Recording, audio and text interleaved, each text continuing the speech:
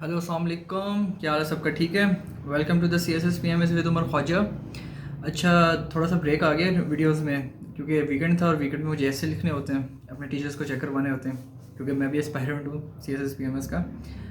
अच्छा, हमारी जो वीडियोस चल रही थी पॉलिटिकल साइंस सीरीज़ की, हमारे कुछ कॉन्सेप्ट भी हो गए थे पेपर वन के और तीन हमारे वो फिलोसफर्स भी हो गए थे। ठीक है, तो एक दो लोग मुझे कहा है कि आप पेपर टू की भी वीडियोस बनाएं, साथ साथ हम करते हैं क्योंकि पीएमएस के हमारे तीन ऑप्शंस हैं। ठीक है, टोटल 6 सब्जेक्ट्स बनते हैं, तीन ऑप्शंस बनते हैं क्योंकि पार्ट वन पार्ट टू दो हैं।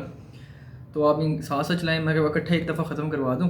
ठीक है, तो आज हम पेपर टू का पहला टॉपिक करेंगे, is all about United states of America. अच्छा, अब इसमें से क्वेश्चन कौन कौन से होते हैं पहले ये सुन लें। ठीक है, पावर्स ऑफ प्रेसिडेंट। ठीक है, अमेरिकन प्रेसिडेंट का आता है इसमें क्वेश्चन।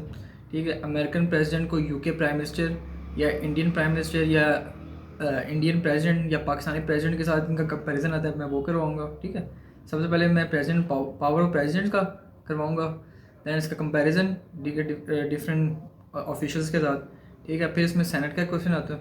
ठीक है, कि सेनेट जो है वो सबसे पावरफुल, ठीक है, हाउस मतलब कि हाउस है। ठीक है, कांग्रेस के अंदर जो सेनेट है सबसे अपर चैम्बर है वर्ल्ड में, सबसे पावरफुल चैम्बर है वर्ल्ड में। इसका एक क्वेश्चन आता है। दूसरा इसका फिर कंपैरिजन आता है यूके की कैबिनेट की सॉरी यूके का अपर हाउस जो हाउस ऑफ लॉर्ड्स है उसके साथ इसका कंपैरिजन आता है। ठीक है, और इसका एक क्वेश्चन आता है जुडिशल रिव्यू का। ठीक है, ये 5-6 क्वेश्चन बनते हैं और हम और हमेशा इन्हीं में ज़्यादा, इसके अलावा बाहर से कोई क्वेश्चन नहीं आएगा। ठीक है, इसके अलावा फिर हम यूके का करेंगे। ठीक है, इसमें भी 2-3 सवाल यूके के और हो जाएंगे साथ ही। ठीक है, जैसे प्राइम मिनिस्टर का और कैबिनेट का। ठीक है, उसके बाद हमने इस पर और क्या करना है, पेपर टू में हमने करना है टर्की का, दैन हमने चाइना का, दैन हमने इंडिया का और दैन हमने पाकिस्तान का। Simple, paper two complete. ठीक है, ये अगर इजीली किया जाए, अगर नोट्स अवेलेबल हो, ठीक है, करना जैसे मेरी वीडियोज़ हैं, इंशाल्लाह विद इन 1 वीक में हम पेपर टू कंप्लीट कर सकते हैं। तो आज का जो हमारा है वो प्रेसिडेंट ऑफ यूएस की पावर्स का। ठीक है, ये थोड़ा सा लंबा टॉपिक है क्योंकि 4-5 पावर्स हैं। ठीक है, 4-5 ग्रुप ऑफ पावर्स हैं, फिर उसमें लगे सब ग्रुप पावर्स हैं। तो ये मैं 2 पार्ट्स में करवाऊंगा। ठीक है, आज मैं 2 पावर्स आज करवाऊंगा, 2 पावर्स मैं नेक्स्ट वीडियो में करवाऊंगा। ठीक है, चलें शुरू करते हैं। Coming to topic. अच्छा जी, सबसे पहले है हमारा प्रेसिडेंट ऑफ यूएस। ठीक है, इसका अगर जब भी आपका यूएस का क्वेश्चन आएगा ना, जब भी जैसा भी आए, ठीक है, सेनेट का पूछ ले, प्रेसिडेंट का पूछ ले, जुडिशल रिव्यू का पूछ ले, आपने क्या करना है, सबसे पहले मैप बनाना है यूएस का। ठीक है, सबसे पहले यूएस का हमने क्या कर दिया, मैप बना दिया। ठीक है, नेट पे वीडियो है। ठीक है, सारे एक मैप का मेरे चैनल भी माइंड में नहीं है। ठीक है, वो सारे मैप, पूरी वर्ल्ड मैप भी और हर कंट्री का मैप वो करवाता है बहुत इजी तरीके से, डॉट्स लगवा के। ठीक है, तो वो तो अभी मैं आपको खैर डॉट्स से तो खैर बता नहीं सकता। ठीक है, तो वो डॉट्स करके करवाता है बंदा, बहुत अच्छा है, मतलब बहुत इजी वे में फ़ौरन याद हो जाता है कि मैप कैसे बनेगा इसका। मैंने भी वहीं से सीखा था। ठीक है, फर्स्ट काम आपने ये करना है। सेकंड आपने क्या करना है, एक टेबल बनाना है, पिक्टोरियल फॉर्म। ठीक है, मतलब तीनों ब्रांचेस का कॉन्स्टिट्यूशन है। कॉन्स्टिट्यूशन की 3 ब्रांचेस हैं, लेजिस्लेटिव, एग्जीक्यूटिव, जुडिशरी। लेजिस्लेटिव में क्या आती है, कांग्रेस। कांग्रेस में क्या है, सेनेट और हाउस ऑफ रिप्रेजेंटेटिव। एग्जीक्यूटिव में क्या है, प्रेसिडेंट, वाइस प्रेसिडेंट, कैबिनेट। और जुडिशरी में क्या है, सुप्रीम कोर्ट और अदर फेडरल कोर्ट्स। ठीक है, ये आपने एक चार्ट सा बना देना। ठीक है, आपका एक पेज तो इसी पे लग जाएगा। ठीक है, और ये चीज़ें होती हैं जो एग्जामिनर को बहुत अट्रैक्ट करती हैं, मेरे टीचर जो मुझे कहते हैं। ठीक है, उस पर उसके बाद हाँ इंट्रोडक्शन। सबसे पहले हमने ये देखना है कि जो प्रेसिडेंट ऑफ यूएस है ना, ठीक है, ये सबसे पावरफुल बंदा है पूरे वर्ल्ड में। ठीक है, कैसे पावरफुल, अमेरिका क्या सबसे पावरफुल कंट्री है, और सबसे पावरफुल कंट्री का जो सबसे टॉप ऑफिशियल होगा वो ऑब्वियसली सबसे पावरफुल बंदा होगा। ठीक है, क्योंकि और ये भी कहते हैं कि इस जो सुपर पावर है ना, ये अभी तक हिस्ट्री में, डेमोक्रेसी की हिस्ट्री में किसी को बंदे को नहीं मिली हुई है जितनी प्रेसिडेंट ऑफ यूएस को मिली हुई है। कैसे मिली हुई है वो हम आगे पावर्स में डिस्कस करेंगे। ठीक है, उसके बाद लॉर्ड ब्रोस है, जिसकी रिगार्ड थी कि उसने कहा था कि American presidency is the greatest office in the world. ठीक है, ये कोटेशन होगी। दूसरा आपने इंट्रोडक्शन में ये भी लिखना है कि इसकी जो पावर्स है ना यूएस की, प्रेसिडेंट ऑफ यूएस की, ये क्या है, लिमिटेड भी है। क्यों, system of checks and balances का, इसका सेपरेट टॉपिक भी मैं करवाऊंगा। ठीक है, ये मैं करवाऊंगा पेपर 1 में, जब मैं फॉर्म ऑफ गवर्नमेंट का बताऊंगा। ठीक है, presidential form, parliamentary form, presidential form के अंदर और फॉर्म ऑफ गवर्नमेंट में मैं इनको बताऊंगा कि चेक्स एंड बैलेंस क्या सिस्टम है, ठीक है, उसमें भी करवाऊंगा। इसमें भी यह है कि चेक्स एंड बैलेंस की वजह से क्या है जी, इसकी पावर लिमिटेड हो गई है। अब चेक्स एंड बैलेंस क्या होता है, ठीक है, ओवरव्यू देख लें। चेक्स एंड बैलेंस क्या होता है कि एग्जेक्टिव क्या है, वो अगर अपनी पावर से ट्रांसग्रेस करेगी तो क्या होगी, अगर एग्जेक्टिव करता है तो लेजिस्लेटिव और जुडिशरी के पास भी उसके बाद चेक्स होंगे कि वो उसको रिड्यूस कर दे, वीटो कर दे, ख़त्म कर दे कि भाई आप अपने जो है ना आपके मतलब एक हद है, आप अपनी हद से ऊपर नहीं जा सकते हो। अगर लेजिस्लेटिव अपनी पावर ट्रांसग्रेस करेगा तो एग्जेक्टिव और जुडिशरी उसको नीचे कर देंगे, बैलेंस उसको चेक करके बैलेंस कर देंगे, ठीक है। इसको क्या कहते हैं, चेक्स एंड बैलेंस सिस्टम, कि कोई अपनी कॉन्स्टिट्यूंसी जो उसकी अपनी है वो उससे ऊपर नहीं जा सकता, ठीक है। सेपरेशन ऑफ पावर्स है, हर किसी के बाद अपनी अपनी पावर्स हैं, ठीक है, और कोई दूसरे को इंटरफेयर भी नहीं करता, ठीक है। अब ऐसा क्यों है, क्योंकि जो फाउंडिंग फादर्स है ना यूएस के, जिन्होंने जो बनाया था, कॉन्स्टिट्यूशन बनाया था, ठीक है।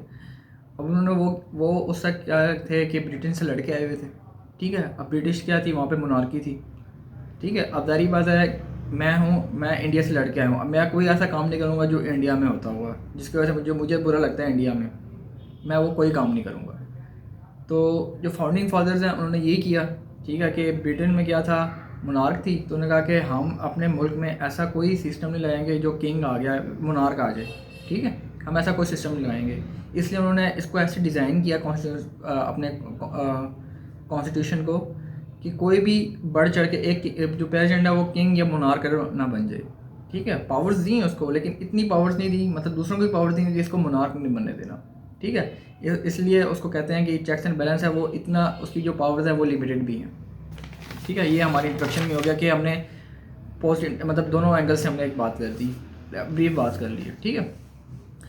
सेकंड हेडिंग आती है कि अब प्रेसिडेंशियल पावर्स हैं क्या, इंक्रीज़ कैसे हुई, ठीक है, और पावर्स हैं कौन कौन सी, ठीक है। अब इंक्रीज ऐसे हुई हैं कि जब इनका कॉन्स्टिट्यूशन बना था, कोई बातें ऐसी थी कि कुछ चीज़ें इसमें क्या थी, क्लियर नहीं थी। तो क्या हुआ कि कांग्रेस ने और अपना सुप्रीम कोर्ट ने मतलब कि प्रेसिडेंट को ये पावर दे दी कि ये आपके पास अथॉरिटी होगी। मतलब कोई चीज़ समझ नहीं आ रही ना, क्या है जी, ऑफिशियल कौन है, वो कहते हैं ना कि कोई चीज़ हो रिस्पॉन्सिबल, किसी ने भी गलती की हो, रिस्पॉन्सिबल हेड बनता है। तो वो ना कोई मसला आता था तो ये प्रेसिडेंट के पास लेता था कि आप इसको कर दो, शुरू में ये मसला आ रहा है आप इसको कर दो, ये मसला आ रहा है ये आप कर दो। मतलब पावर्स क्या होगी, इसको रिकमेंड क्या कर दिया, प्रेसिडेंट को रिकमेंड कर दी क्या जी, कि अब जो वॉर अगर मैंने अनाउंस करनी है ना, तो वो मैं क्या करूँगा, सेनेट की मर्ज़ी से करूँगा, मैं सेनेट के साथ मिलकर करूँगा, बातचीत करके करूँगा कि हाँ भी वॉर अनाउंस करनी चाहिए कि नहीं करनी चाहिए। लेकिन वॉर ख़त्म कब करनी है, वो प्रेसिडेंट को किसी से पूछने की ज़रूरत नहीं है, वो उसकी मर्ज़ी है, वॉर चलते रहने दे या वॉर को ख़त्म कर दे, वो किसी से नहीं पूछेगा। अब क्या है कि मुझे फेडरल ऑफिशियल्स लगाने हैं, ठीक है, तो वो मैं क्या करूँगा, सेनेट्स की मतलब मर्ज़ी से पूछे, उससे बातचीत करके मैं ऑफिशियल्स अपॉइंट करूँगा। लेकिन उनको रिमूव करना है वो मुझे पूछने की ज़रूरत नहीं है। मतलब ये जो जहाँ पे ये था ना, कोई जहाँ चीज़ें क्लियर नहीं थी, वहाँ पे क्या है जी, प्रेसिडेंट बहुत ऊपर है, इसलिए उसको कहा जाता है कि ये सबसे ऊपर बंदा है पावर में, ठीक है। अब कुछ पावर ऐसे थी कि जो कांग्रेस ने उसको दी थी कि 1933 में, ठीक है, गोल्ड कंटेंट डॉलर का रिड्यूस करना था, ख़त्म करना था। तो वो जब वो आ रहा था, उसमें क्या था, अगर आपने यूएस हिस्ट्री पढ़ी होगी तो वो रिसेशन का दौर था, ठीक है। तो उसमें जो पावर थी कांग्रेस ने प्रेसिडेंट को दे दी कि ये आपके पास पावर है, ठीक है, ये आपकी मर्ज़ी से होगा। अब आती हैं पावर कौन कौन सी हैं, executive, legislative, financial and judicial, ये 4 किस्म की। एक इमरजेंसी पावर्स भी है, वो मैं एंड पे करवाऊँगा।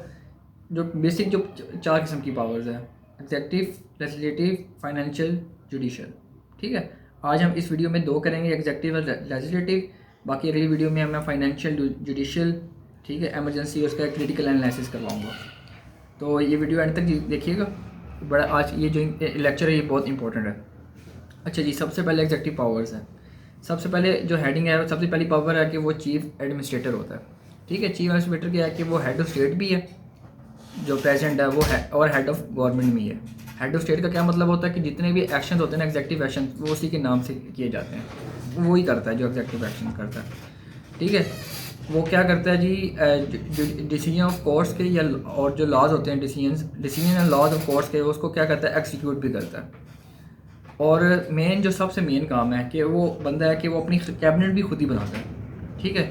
मैं लेट्स सपोज मैंने इलेक्शन कंडक्ट किया है, ठीक, और मैं जीत गया हूँ, मैं प्रेसिडेंट बन गया यूएस का। अब मेरी मर्ज़ी होगी, मैं किसी को भी, चाहे फुप्पी के बच्चे बंदे को, अपने भाई को, ताए के बच्चे को अपने कैबिनेट में डाल दूँ, कोई मुझे कुछ नहीं कह सकता कि भैया आपने इसको क्यों लगाया है, इसकी क्या, जैसे पाकिस्तान में आपने सुना होगा, इसकी काबिलियत क्या है, इस बंदे की काबिलियत क्या है, कोई नहीं पूछेगा हाँ भी इस बंदे की काबिलियत क्या है, मैं किसी को भी लगा सकता हूँ। तो इसलिए कहते हैं कि बंदे जो उसको मदद करते हैं ना प्रेसिडेंट को, जैसे डोनाल्ड ट्रंप को जो बंदों ने मदद की थी इलेक्शंस के अंदर, ठीक है, तो उन्होंने उसने उन्हीं बंदों को अपनी कैबिनेट में लिया। वो मदद इसलिए की थी कि यार अगर तू जीत गया तो उन्हें हमें कैबिनेट में लेना है, उन्होंने कहा चल ठीक है, वो जीत गया, उसने उसको कैबिनेट में ले लिया। वहाँ पे ये सिस्टम होता है, ठीक है, क्योंकि और वो होता है बॉस ऑफ कैबिनेट। कैबिनेट में मेरी मर्ज़ी से आया, अगर लेट्स पर मुझे बंदे का काम नहीं करा, जैसे माइक पेंस का आपने पढ़ा होगा, ठीक है, जो वाइस प्रेसिडेंट थे पहले, उसका काम अच्छा नहीं लगा, बड़ी बातें ऐसी कि वो उसको निकालने लगा, ठीक है। अब मेरी मर्ज़ी होगी कि मैं उसको रखूँ, अगर मुझे वो प्लीज़ कर रहा है तो ठीक है, अगर वो मुझे मज़ा नहीं दे रहा, मुझे अच्छा नहीं लग रहा, मेरे मतलब के काम नहीं कर रहा, अल्लाह हाफ़िज़, निकल जाओ भाई, वो नहीं कहेगा कभी मुझे क्यों निकाल रहे हो, ठीक है। दूसरा है वो कमांडर इन चीफ़ होता है, ठीक है, जितने भी कमांडर चीफ़ ये है कि वो अब कमांडर इन चीफ़ है तो क्या होगा, डिफेंस के लिए रिस्पॉन्सिबल होगा, ठीक है। जो डिफेंस का जो आपने पढ़ा माइक पोम्पियो, जो सेक्रेटरी ऑफ स्टेट है, वो जो चीज़ होता है अपने प्रेसिडेंट से पूछ के आता है कि हाँ भी ये करना है। ज़ल्म खलीलज़ाद है, आपने पढ़ा होगा, यूएस का इन्वॉय है ये अफ़गानिस्तान, ये पीस टॉक्स के लिए, कि पीस टॉक्स में थे जब आपने पढ़ा था काबुल में धमाका हुआ और प्रेसिडेंट ने जो कैंप डेविड में करनी थी मीटिंग, वो हॉल्ड कर दी थी, और विद इन 2 days जब खबर आई, मतलब ऑर्डर आया कि भाई ख़त्म करो, ठीक है। अब मैंने इतनी मेहनत की है, मैं पता नहीं 100 मीटिंग करके बैठा हूँ लोगों से, ऊपर से ऑर्डर आया, बस नहीं मुझे निकलना है। मैं नहीं कहूँगा कि यार काम पूरा करके चले जाते हैं, ऐसा नहीं है। विद इन 2 days ये ज़ल्म खलीलज़ाद साहब वापस अमेरिका, ठीक है। उसके बाद ये है कि वो जितने भी मिलिट्री ऑफिशियल्स हैं, ठीक है, वो क्या करेगा, सेनेट की अप्रूवल से लगाएगा, कि सेनेट की कंसेंट होगी, 2/3 मेजॉरिटी होगी, ठीक है, तब वो लगाएगा, लेकिन उनको रिमूव अपनी मर्ज़ी से करेगा। लागे अब मेरी मर्ज़ी है, मैं उसको रिमूव कर दूँ, वो मेरे पास होगी, तो ये ज़रा बियॉन्ड पावर चली जाती है, ठीक है। आई होप आपको समझ आ रही होगी, ठीक है। उसके बाद है कि प्रेसिडेंट जो एग्जेक्टिव ऑर्डर लगाता है, ठीक है, कि मुल्क में ये होना चाहिए, वो अपनी मर्ज़ी से करेगा।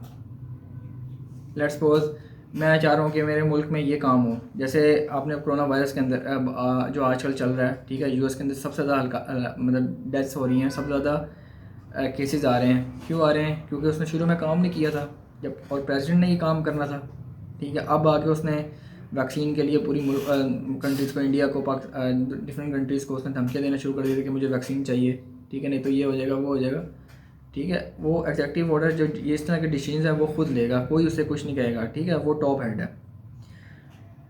उसके बाद हम कहते हैं कि जी वो कहीं भी, अब लेट्स सपोज मेरे मुल्क टेररिस्ट अटैक हुआ, ठीक है, जैसे 9/11 का हुआ था। अब मेरे पास अथॉरिटी है, मतलब प्रेसिडेंट के पास अथॉरिटी है कि वो कहीं भी मिलिट्री डिप्लॉय कर सकता है कहीं भी जगह पे, ठीक है, और प्रीमिटिव अटैक भी कर सकता है। प्रीमिटिव अटैक ऐसे है कि लेट्स सपोज मुझे पता है कि ये मेरा दुश्मन है, ये कभी ना कभी उठ के अटैक करेगा, अब मैं उसके अटैक से मतलब इंतज़ार किए बगैर पहले मैं उसको अटैक कर दूँ, इसको कहते हैं प्रीमिटिव अटैक। तो क्या अगर कि इसके बाद अथॉरिटी है कि वो प्रीमिटिव अटैक भी कर सकता है, ठीक है। और इस चीज़ के लिए उसे, जब इस तरह का हो ना थ्रेट, तो उसको कांग्रेस से पूछने की ज़रूरत नहीं है, सेनेट से पूछने की ज़रूरत नहीं है। आपने अगर पढ़ा होगा कि जब ये शाह अब्दुल अज़ीज़ साहब गए थे, इनका जब विजिट था यूएस पे, डोनाल्ड ट्रंप से मिलने गए थे, तो उन्होंने जितनी शुरू में हमारी 42 बिलियन थी हमारी इन्वेस्टमेंट सी पैक की, वो उतना तो वहाँ पे इन्वेस्ट कराया था, ठीक है। फिर वहाँ पे जब ये मसला हुआ, सेनेट ने बुलाया, तो उन्होंने कहा कि आप वहाँ पे ख़त्म करें, अपनी जो वेपन्स देना बंद करें, ऐसा कोई सीन हुआ था। तो उसने कहा था कि वहाँ उसने मुझे 42 बिलियन की इन्वेस्टमेंट दी है, आप मुझे दे दो, मैं उसको वापस करके ऑर्डर विड्रॉ करवा लेता हूँ, ठीक है। मतलब सारी अथॉरिटी, जितने भी एक्शन हैं, जितने भी है, वो सारे खुद लेगा। उसके बाद आते हैं जी इसकी, ये थी हमारे एग्जेक्टिव, हम पढ़ रहे थे एग्जेक्टिव के। उसके बाद जो नेक्स्ट है कमांडर चीफ के बाद है कि पावर इन फॉरेन रिलेशंस, ठीक है, क्या करके वो यूएस का जो रिप्रेजेंट करता है यूएस को फॉरेन रिलेशंस पे, फॉरेन पॉलिसी वो खुद फॉर्मुलेट करता है, डिप्लोमेटिक ऑफिशियल्स वो खुद अपॉइंट करता है, लेकिन केस कंसर्ट से करता है सेनेट की, लेकिन उसको रिमूव करेगा वो खुद करेगा, ठीक है। और वो किसी भी मतलब कि वो जो ट्रीटीज़ है, अगर बाहर के मुल्क जाता है एग्रीमेंट ट्रीटीज़ को वो अपनी मर्ज़ी से नेगोशिएट कर सकता है, ठीक है। अपनी मर्ज़ी से लगा सकता है कि भाई इस तरह की डील ऐसी होनी चाहिए, इस तरह की डील ऐसी होनी चाहिए। जैसे आपने फेमस डील है ओबामा की ईरान डील, ठीक है, उसने वहाँ जाकर खुद नेगोशिएट की थी। 22 दिसंबर की ये जो फेमस है यूएस चाइना की ट्रेड डील, आप लोगों ने मोस्टली को नहीं पता होगा ये चीज़, ठीक है।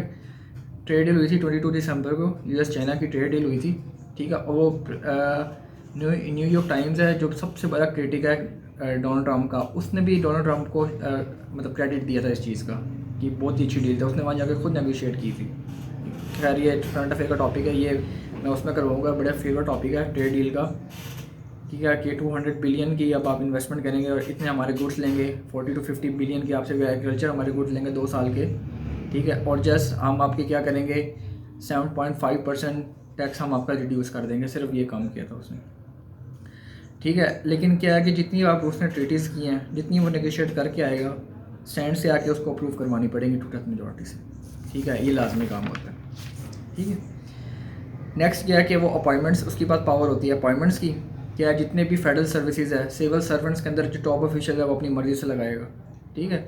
अब वहाँ पे 2 तरह की सर्विसेज है, सुपीरियर सर्विसेज और इन्फीरियर सर्विसेज, ठीक है। सुपीरियर सर्विसेज के लिए उसको चाहिए सेनेट की अप्रूवल, इन्फीरियर सर्विस के लिए उसको सेनेट की अप्रूवल नहीं चाहिए, वो अपनी मर्ज़ी से लगाएगा। अब उनकी वहाँ पे जो सिविल सर्विस के अंदर 2 सर्विसेज आती हैं, सुपीरियर और इन्फीरियर। ये हमारी क्या होगी एग्जेक्टिव पावर्स होगी, ठीक है। एग्जेक्टिव पावर्स कौन कौन सी थी दोबारा रिकॉल कर लेते हैं। सबसे पहले चीफ एडमिनिस्ट्रेटर है, head of state of government executive action लेता है, कमांडर इन चीफ है, ठीक है।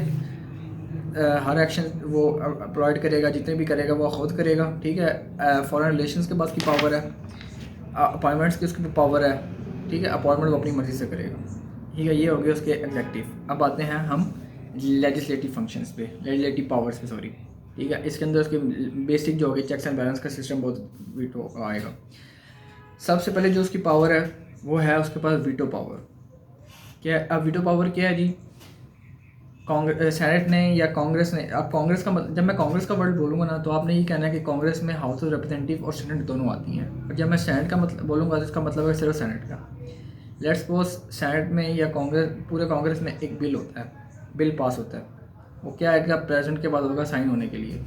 प्रेसिडेंट कहेगा नहीं भाई मुझे नहीं अच्छा लगा, ले जाओ वापस, वीटो, नया बिल लेके आओ, या इसमें कोई अमेंडमेंट्स करो, मुझे अच्छा नहीं लगा, चल भाई।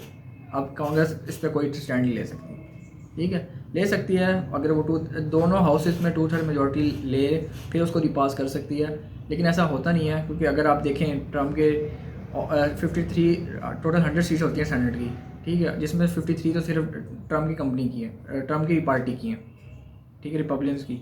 तो 2/3 मेजॉरिटी तो वैसे नहीं बनती, 60 वोट्स को चाहिए हाँ दोनों हाउसेज में, ये 60% ये तो बन ही नहीं सकते, ठीक है, ईजी काम नहीं होता, इसलिए वीटो पावर की बहुत बड़ी पावर है। अब वीटो पावर के अंदर हम इस चीज़ का बताएंगे कि लेट्स सपोज जब प्रेसिडेंट के पास कोई बिल आता है ना, ठीक है, उसके बाद 3 तरीके होते हैं कि वो उसको डील करे। पहला क्या है, उसको साइन करके पास कर दे, ठीक है भाई मुझे पसंद आ गया मैं पास कर रहा हूँ, अल्लाह हाफिज़। पहला सीन ये हो गया, पहला डील, पहला वे ये हो गया। दूसरा वे है कि इसको कहते हैं रेगुलर वीटो। रेगुलर वीटो ये है कि भाई मुझे अच्छा नहीं लगा, वापस कर दो, ठीक है। अब कांग्रेस को 2/3 मेजॉरिटी चाहिए पूरी कांग्रेस को दोनों हाउसेज में उसको रिपास करने के लिए। तीसरा क्या है, ये इंस्टीट्यूशन है, ये आप लोगों ने नहीं पढ़ा होगा, अगर लोग ये वीडियो देख रहे हैं जिन्होंने पॉलिटिकल साइंस पहले पढ़ी हुई है, इसको कहते हैं पॉकेट वीटो, ठीक है। पॉकेट वीटो मैंने भी अभी नहीं पढ़ा, ठीक है। ये होता है कि वो बिल को क्या करता है, रिजर्व कर लेता है, ठीक है। कांग्रेस क्या करती है कि अगर जो भी बिल बनाती है ना पूरी मतलब कांग्रेस कोई बिल पास करती है, कोई बिल बनाती है, ठीक है, फिर वो 10 दिन तक उस पर मीटिंग करती है, ठीक है। ये मीटिंग मतलब कि उसमें मीटिंग जारी रखती है, सॉरी मैं कह रहा हूँ 10 डेज़ के लिए उसमें मीटिंग करती है कि हाँ भी ये हमने बनाया है, इसकी क्या वो होंगी क्या नहीं होगी, प्रेसिडेंट से कब आएगा, प्रेसिडेंट से कैसे पास करवाना, इस पर मीटिंग्स होती हैं। अगर तो 10 दिन से पहले उनकी मीटिंग्स ख़त्म हो जाए उस बिल पे और प्रेसिडेंट ने अभी तक उसको रिजर्व रखा हुआ है, फिर उस बिल की कोई अहमियत नहीं है। प्रेसिडेंट उसको पास करे ना करे, कोई उसके बारे में पूछेगा, उसको रिपास करने की भी कोई नहीं होगी, बिल वहीं पे ख़त्म, बिल्कुल ना उसका नाम निशान मिट जाएगा। इसको कहते हैं पॉकेट वीटो, ठीक है, ये बहुत बड़ी पावर है कि जी इस पर ये पता चलता है कि सेनेट की मतलब कि सेनेट या कांग्रेस की हाउस ऑफ रिप्रेजेंटेटिव की इस पर सीरियसनेस थी कि बंदा होता ना यार कोई काम नहीं है बिल बना दो, ऐसा तो होता नहीं है। खैर क्या प्रेसिडेंट को दे दो, प्रेसिडेंट ने 10 दिन किया 10 दिन में बोर हो गया यार क्या ऐसी मीटिंग करी है छोड़ो पड़े। मैं कहानी स्टोरी सुना रहा हूँ कि मतलब ऐसे अगर करें तो ऐसे होता है। इस पर आप ये बता दें कि पॉकेट वीटो जो हुई थी, ठीक है, वेट डेविस बिल हुई थी ना 1864 में, ठीक है, लिंकन ने इसको इस पर वीटो यूज़ किया था, ठीक है, बड़ा फेमस था, यूएस हिस्ट्री में है। उसके बाद किंगस्टोन एक्सेल बिल पे इसने रेगुलर वीटो यूज़ किया था, ठीक है, ओबामा ने, ठीक है, pipeline Keystone XL pipeline veto bill था।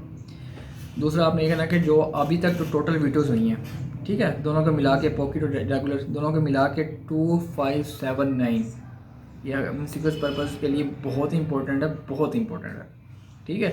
टोटल 2579 वीटोज़ हुई हैं और अभी तक डोनाल्ड ट्रंप ने अपने पूरे जो अभी नवंबर में इलेक्शंस भी हैं अभी तक उसने 5 रेगुलर वीटो यूज़ किए हैं, ठीक है, कोई ओवररीडन नहीं हुई, ठीक है, और पॉकेट वीटो तो अभी यूज़ ही नहीं की ना, सिर्फ 5 रेगुलर वीटो यूज़ किए और 5 सक्सेसफुल हुई थी, ठीक है। ये हो गई हमारा वीटो पावर का।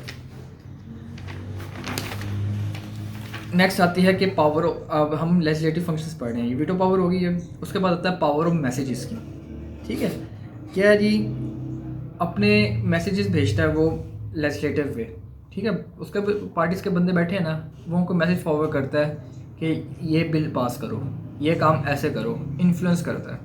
Obviously he is a head of state, head of government, इतनी अथॉरिटी है ना उसके पास, हर काम बेशक थ्योरी में ना हो प्रैक्टिकल वे में तो करता ही है, ठीक है, इन्फ्लुएंस करता है लेजिस्लेचर को। तो वो क्या कहता है, मैसेज भेजता है कि ये काम ऐसे करो, ये बिल पास करो, ये बिल पास होना चाहिए, इसकी बड़ी ज़रूरत है, ये बिल करो, ऐसे करो, क्योंकि वो ख़ुद तो हिस्सा नहीं है उसका असम्बली का, खुद तो वो लेजिस्लेटर का हिस्सा नहीं है, लेकिन उसकी पार्टी के बंदे ने ओवरऑल इज़ मतलब कि सबसे बड़ा वो है,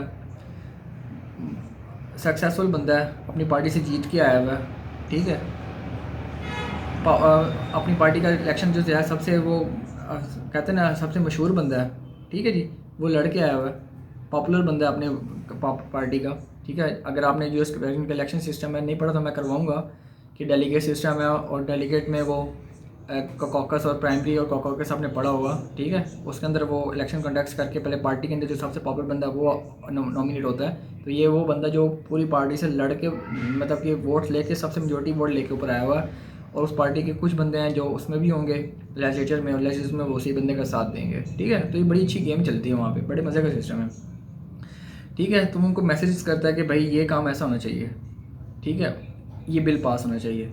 अगर आपने यूएस हिस्ट्री पढ़ी हुई है तो जो फेमस मोनरो डॉक्ट्राइन है, ठीक है, मोनरो डॉक्ट्राइन, ठीक है, जिसके बिल ऑफ राइट्स में कहा जाता है, ठीक है, जो मोनरो ने करवाई थी वो कांग्रेस से अप्रूव करी थी, वो मैसेज किया, उसने मैसेज खुद किया था मोनरो ने कि ये बिल पास करो। अगर आपने एफ डी रूजवेल्ट की न्यू डील पढ़ी है, ठीक है, उसने भी कांग्रेस को इसने मैसेज किया था, ठीक है, ये मतलब जो फेमस चीज़ें हैं उस पर ये इसने मैसेज किया था कि ये बिल पास करो। तो ये एक पावर ही इसके पास ही है। ये तीसरी है पैट्रोनेज। पैट्रोनेज किसे कहते हैं, बारगेनिंग को, ठीक है। अभी मैंने आपको बताया था कि सुपीरियर सर्विसेज और इन्फीरियर सर्विसेज में वो सिविल सर्विसेज और फेडरल में वो खुद अपॉइंट करता है, कैबिनेट खुद बनाता है, ठीक है, ऑफिशियल्स खुद अपॉइंट करता है, ठीक है। अब उसने ऑफिशियल्स खुद बना दिए हैं, ठीक है, अब उसको कोई काम है तो ज़ाहिर बात है वो बारगेनिंग करेगा, ठीक है, अपने प्रपोजल के लिए, मैं आपका ये काम करवा दूंगा, आप मेरा ये काम करो, आपका मैं ये काम करा दूंगा, ये काम करो।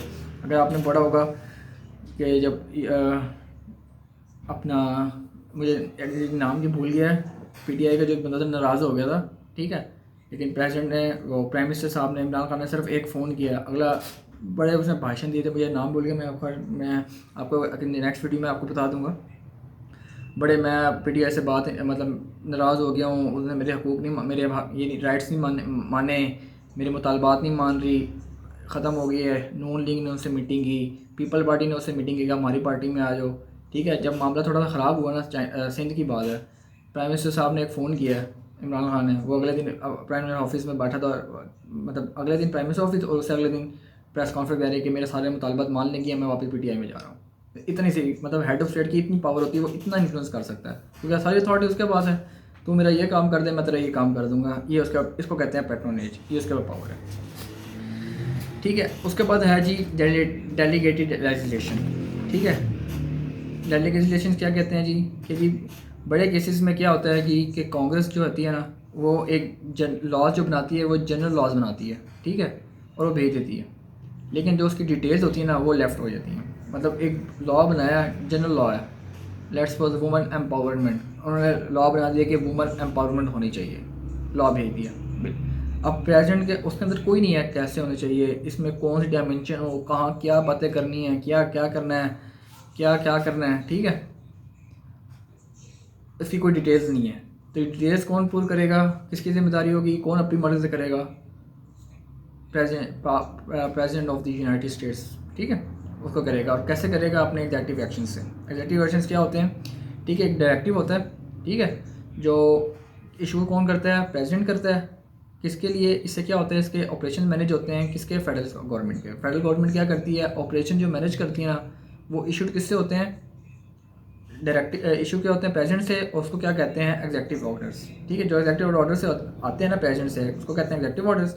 और किसको मतलब फेडरल गवर्नमेंट को उसको मैनेज करने होते हैं, ठीक है, इसको कहते हैं जी। और ये डेलीगेट करता है, और ये चीज़ मतलब ये जो अब पावर लिया, अब ये पावर्स को डेलीगेट किसने की है, कांग्रेस ने की है, ठीक है। लेट्स सपोज अगर आपने पढ़ा होगा कि 120 दिन होते हैं प्रेसिडेंट के बाद पाकिस्तान में, बिल साइन करते हैं 120 दिन बाद, अगर वो तक रहेगा, ठीक है, बिल पास हो गया, लेट्स सपोज वो 120 दिन के बाद ख़त्म हो जाता है, ठीक है। अगर आपने पढ़ी हो अमेंडमेंट, पढ़ी हो 31st अमेंडमेंट, नहीं वो तो KP ऑफ वाटर मर्जर की थी, 22 23 अमेंडमेंट, 21 और 22 अमेंडमेंट थी जो मिलिट्री कोर्ट्स की थी, ठीक है, 2 साल के लिए, 2 साल के बाद दोबारा अमेंडमेंट की है।